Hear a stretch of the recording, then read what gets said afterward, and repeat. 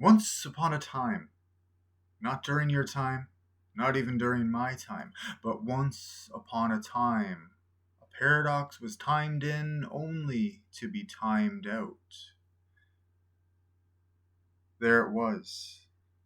The stage was set, time sitting in the abyss of what is now his domain. Yet, time is not a creator, but a created construct.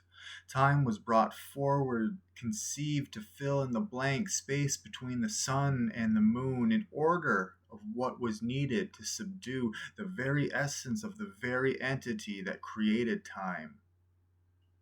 See, time is a servant, and time's service is to hold life in time's sweet hands, to hold the key for every moving existence. Because life is all but a playground filled with tiny pebbles, perceived and without blame. Time has now crushed those pebbles into the sand that is now locked in the hourglass, and it is placed before our eyes so we can watch in disbelief how time slips through the eye of the needle, slipping through our so called confident fists until time has won and drained our time into oblivion. And then turn over and let the falling of time begin all over again. Remember, time is not to be blamed for such a cycle. Time cannot be shamed for all the stones that he has been cast and scattered around us. Time has just been sitting in the abyss, enjoying this paradox, for time's creator has been sleeping in the sand that time has now crushed from the pebbles that were created in the genesis of life. Yet, we and time are all entangled, which has been deemed and named mortality. The abyss in which we all dance with, the chasm we all walk through, for once we are born into time, the clock strikes go. And time is ever winding down until we reach that witching hour.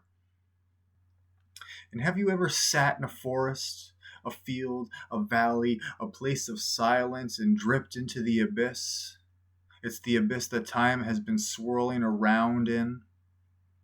Because once you project into the abyss, that is when you find the void. And as long as you stare into the void, time ceases to be your tormentor. And there, staring into the void, meditating with the abyss, we become a viewer of time, an onlooker that time doesn't exist.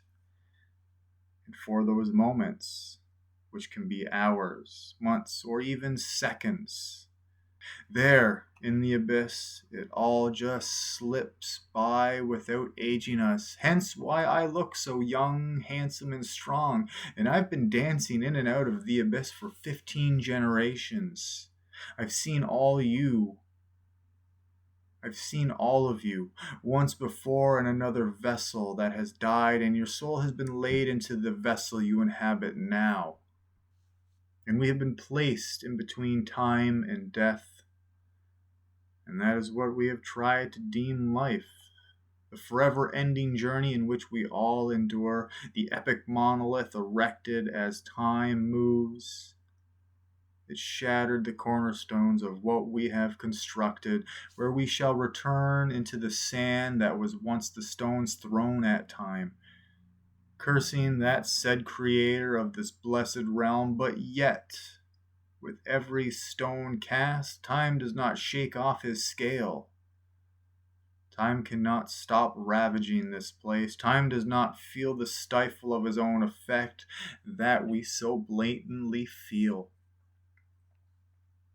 So please, next time you stroll through the city streets, you frolic in the fields, and you venture into the valleys, acknowledge time. Do not worship time, but be in the moment with time. For every story has and will forever start with once upon a time. There was once a time when all was timed in, and the story will end for our time to be timed out. So for now, my fine feathered friends, I say adieu. And until time flips this hourglass over once again, I will see you on the other side of time.